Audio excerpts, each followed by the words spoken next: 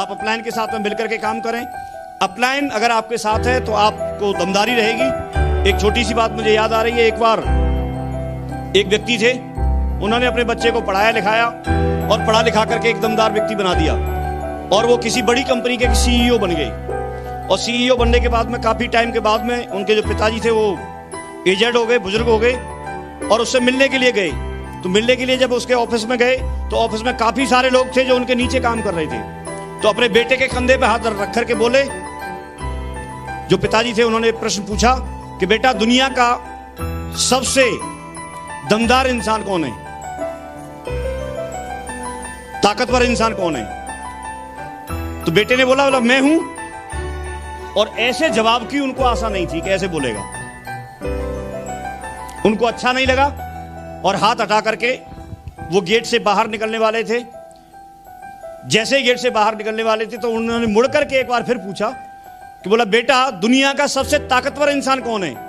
तो बेटे ने बोला पिताजी आप हो। तो उनको दोनों उत्तरों में, दोनों आंसर में डिफरेंस नजर आया। बोला ऐसे कैसे हो गया? अभी बोल रहा था बोला मैं हूं और उसके बाद तुरंत इसने बदल लिया, बोला आप हैं। तो उन्होंने इसका प्रश्न पूछा पलट करके, बोला अभी तो आप ये बोल रहे थे और अभी ये बोल रहे हो, इसका क्या मतलब है?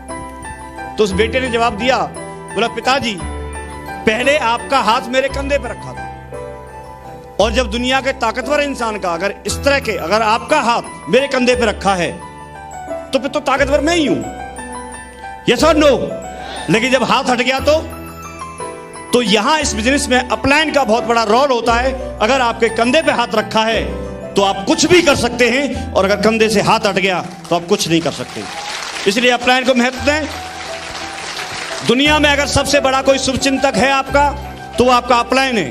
हो सकता है आपको थोड़ा तकलीफ हो, लेकिन सच्चा अपलाइन वही है जो आपको बोल रहा है उससे आपको तकलीफ हो रही है, क्योंकि वो कभी फंक्शन अटेंड करने के लिए बोलेगा, उसे पैसा चाहिए। कभी आपको कहीं मीटिंग में जाने के लिए बोलेगा, वहां पैसा चाहिए। कभी आपको काम करने के लिए बोलेगा, दिशा के लिए बोलेगा, वहां पैसा चाहिए। तो आपको तकलीफ होगी, लेकिन सच्चा अपलाइन वही है।